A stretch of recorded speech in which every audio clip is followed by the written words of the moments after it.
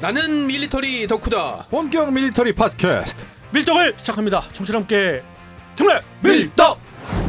바로 안녕하세요, 박찬준입니다. 안녕하세요, 놀러온 남자 정명섭 정작입니다. 예, 월간 플래툰 홍편 인사드립니다. 네, 이렇게 밀떡이 시작됐습니다.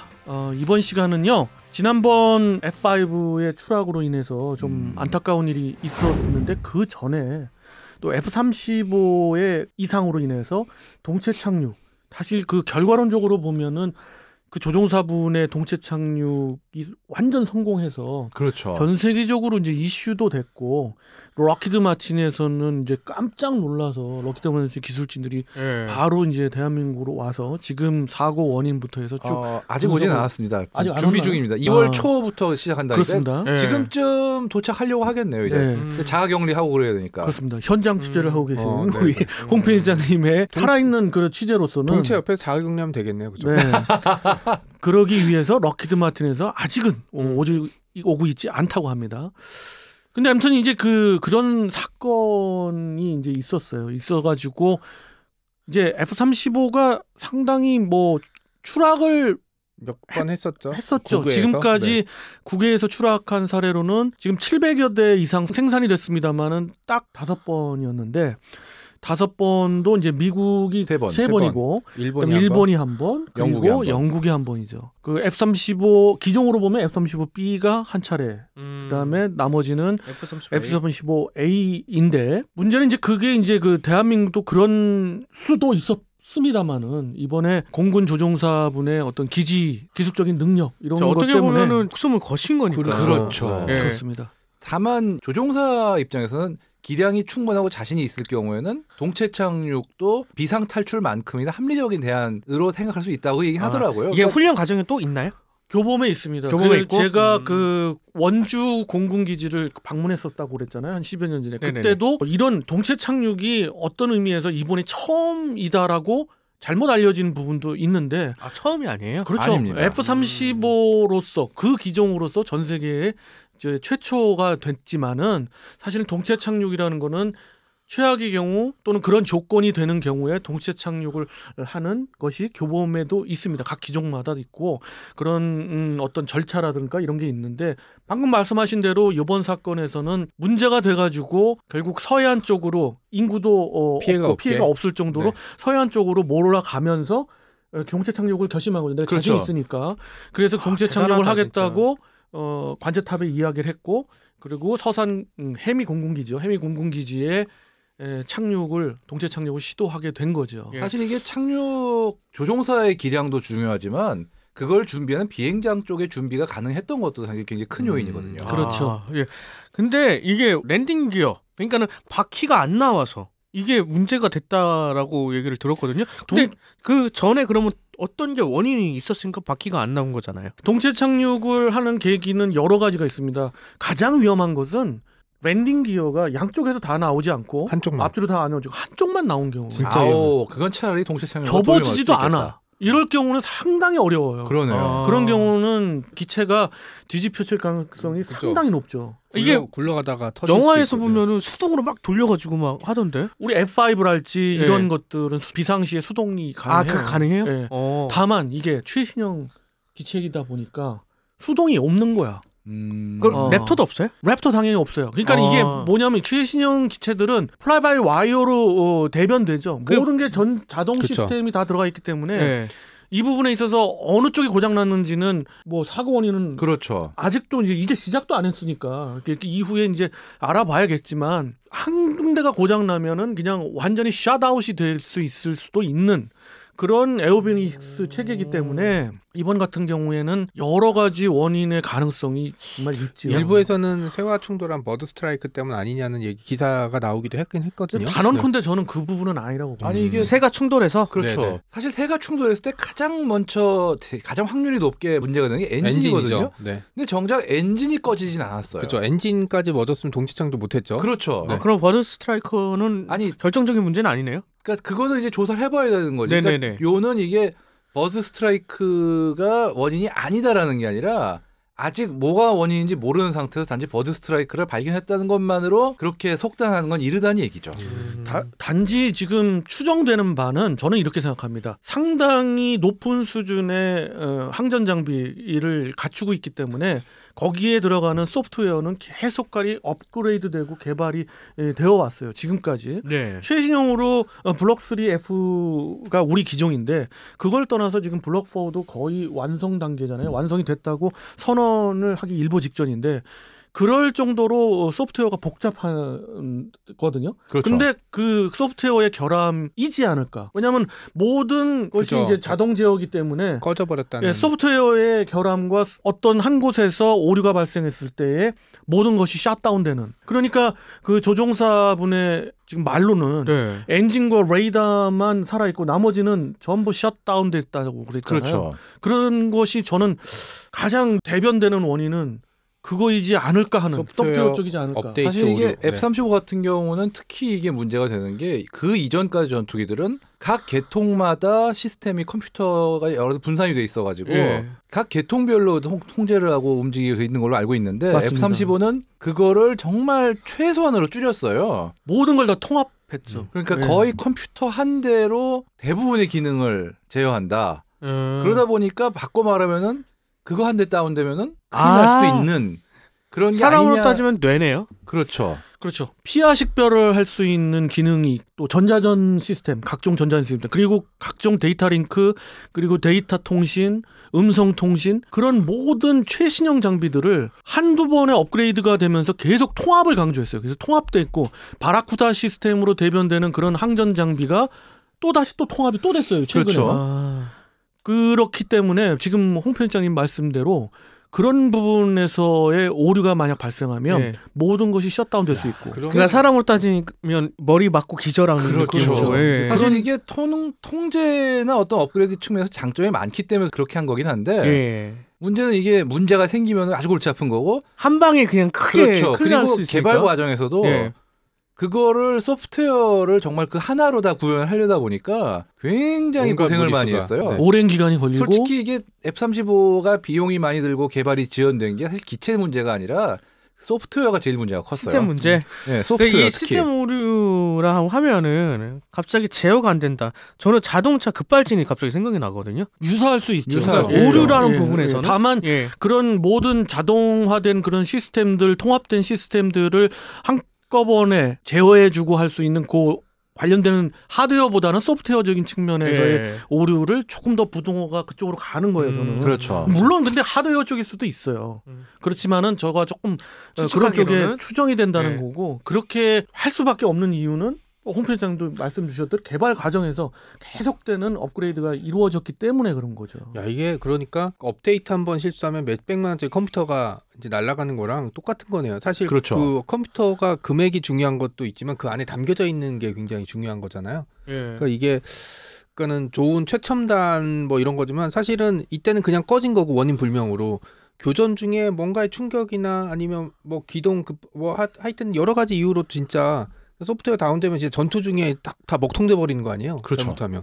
어... 야 그럼 미그 21만도 못한 전투기가 되는 건데. 그게 바로 이런 거예요. 그러니까 이제 이런 시각. 야. 그 사실은 F-35의 이번 동체 착륙이나 그 동안에는 뭐 추락 이런 걸로 F-35의 어떤 가치와 그냥 F-35를 옹호하는 것도 아닙니다. 그냥 있는 그대로의 F-35를 바라보는 시각을 완전히 왜곡하는 그런 의견들이 많아요. 그러니까 그런 의견도 충분히 그쵸. 있을 수가 있는 거예요. 미그 21보다 못하다라고 얘기를 할 수도 있는 건데 냉정하게 볼 때 사실 모든 그 항전 장비의 지금까지의 기술의 총합이 들어가 있는 가장 최신 기술이 들어가 있는 거는 누가 뭐니 해도 F-35라고 볼 수밖에 없고 그렇긴 하죠. 이 F-35의 기술을 그나마 따라가고 있는 게 러시아의 소위 그렇죠. 57. SU-57이죠. 예. SU-57이고 젠-20 같은 경우는 많이 뒤처진다. 전문가들이 진단을 영어를, 내리고 네. 있지요. 예. 그럴 정도로 고르고 또 하나 F-35의 그런 항전 장비의 기술적 노하우들이 F-22 랩터보다도 훨씬 윗세대의 기술이기 때문에